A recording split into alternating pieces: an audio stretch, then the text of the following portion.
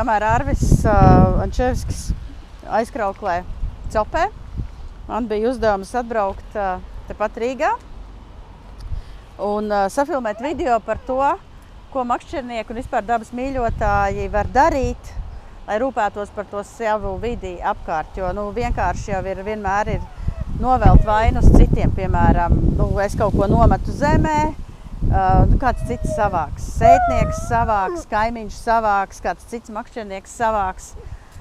Un mums ir pašiem jādomā par to, ko mēs tās savas vides labā varam darīt. Un tad mēs ar Indulu atbraucām te safilmēt. Es te vakar kaut kā gadījos ar suni pastaigāties, aizgāju tur pie Daugavas atpakaļ, un es domāju, te būs laba vieta. Un mēs ar Indulu nogājām precīzi 50 metrus no mūsu mašīnām un domājām, safilmēsim visādus tūplānus.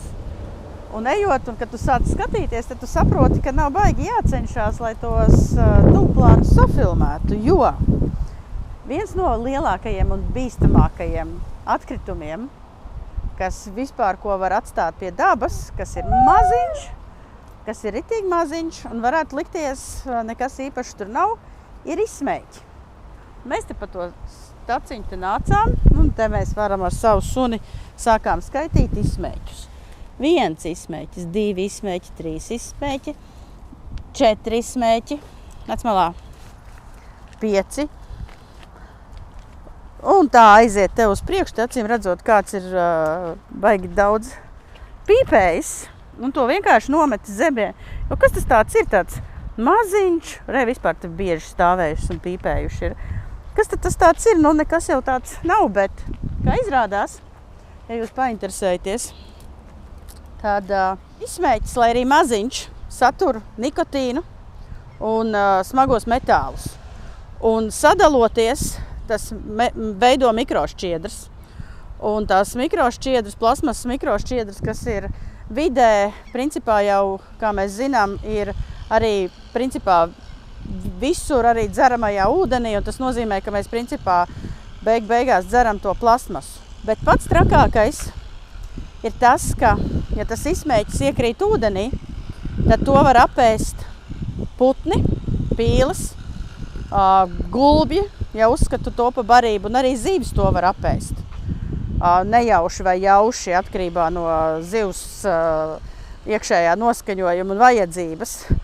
Un tas ir materiāls, kas patiesībā ir absolūti kaitīgs gan dzīvai dabai, gan dzīvniekiem, gan putniem, gan arī zivīm. Un tad jautājums ir tāds, varbūt ir jāsāk arī tev, makšķernieki, uzņemties lielāku atbildību par to, ko tu pie tā ūdens dari. Jo tev liekas, kas tad tas tāds ir, beidz pīpēt un iemet ūdenī to izsmēķi. Bet tas ir viena maziņa atombumba, kurai var būt milzīgas sekas, un ne tikai tajā tavā mazajā ūdens tilpē, bet arī pasaules mērogā. Un tādēļ, ko iesaka, paņem kaut kādu maisiņu līdzi vai metāla kastīti, kur tos izsmēķus vienkārši pēc tam ielikt iekšā. Nav jau tas tik sarežģīti, un nevajag cerēt, ka nekas jau no viena nenotiks. Saskaiti, cik tu izsmēķus esi izmetis ārā dabā, un cik iespējams dzīvnieku, vai zivju, vai putnu ir šā iemesla dēļ nomiruši. Un mēs varbūt iedomājamies tikai to, ka lielākie mēsli, lielākās problēmas ir, piemēram, kafijas krūzīte vai kafijas vāciņa. Bet no makšķernieku viedokļa vēl viens ārkārtīgi bīstams, ja nesaku materiāls vai produkts, ir aukla.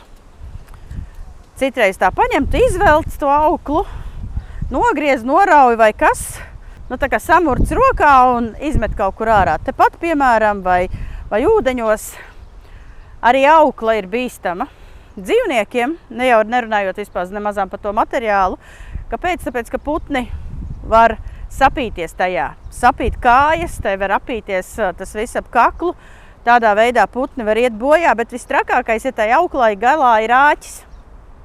Jo, piemēram, te, gan jau, ka kāds te makšķerē, jo tur ir bijusi tāda tā kā laipiņa, vai kur stāvēt. Un ja tu vienkārši paņem to kaut kādu salaustu mānekli vai āķi nomet zemē, tad man pēc tam nākot šeit staigāt ar savu suni, kurš tagad izgudrojas, ka ir jāganās. Viņš uzkāps uz tā āķa, un pēc tam man būs liela veterinārija izdevumi, jo sunim ķepa dzīst ļoti ilgi. Savukārt, ja pašam ir bērni vai pats staigā ar plikām kājām, vai jebkuri citi cilvēki, kas pēc tam nāks basām kājām, var uz tā āķa uzkāpt un savainoties. Un ja tā jauklā ir galā āķis un putns mēģina to norīt, vai ir sapinies ap kaklu vai vēl kaut kas, tie putni, arī dzīvnieki, ies bojā, jo nu pat bija video TikTokā par to, ka kāds cilvēks mēģināja izglābt ezīti, kurš bija iebāzis galvu saldēm trauciņā, plasmasas vāciņā. Un viss tas ezis to plasmasu no galvas nost nevar dabūt. Un tad iedomājies, ka tu visu mūžu staigā apkārt atlikušo mūžu ar kaut kādu plasmasas gabalu. Bet šeit ierakst komentārā, kā tu domā, kas ir vainojams pie šitā te bardaka? Kāpēc svarīgi?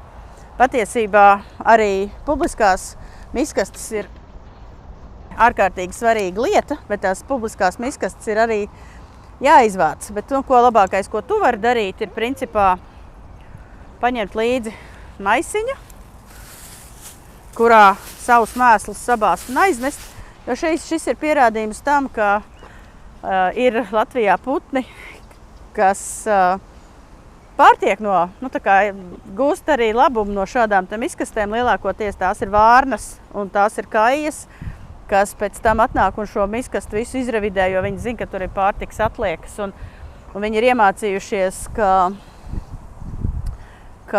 tur var kaut ko garšīgu apēst, un viss tagad ir izvandīts. Kas to tagad vāks?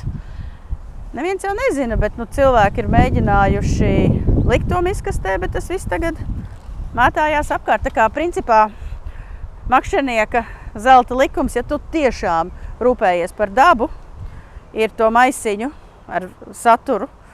Ja tu esi aiznesis vienā virzienā, tad to, kas paliek pāri, visus iepakojumus tu vari ielikt maisā atpakaļ un aiznest arī prom. Tā kā nevajag paļauties uz to, ka kāds tagad cits ies un kādam citam tavu mēslu ir jāvāc.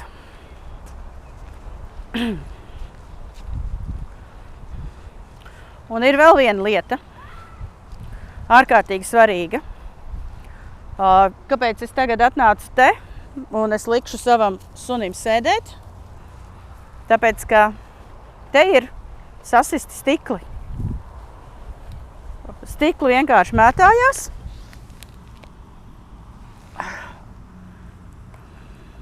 Kāds ir vienkārši izklaidējies te pie Daugavas pretī televīzijas tornim, ir sasitis pudelis. Vai te ir pat ne pudelis, te pat ir vienkārši kaut kādi stikli. Ja mans suns, bērns, jebkurš ar basām kājām šeit nāks, tad var smagi sagriezties. Un tad ir jautājums, kāda eža pēc tas ir vajadzīgs.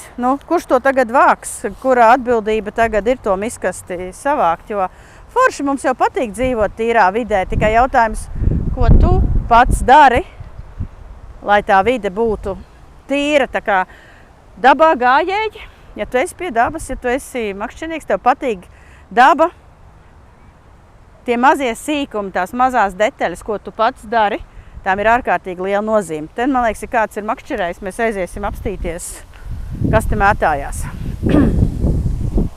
Guli. Te ir vesela bagātība.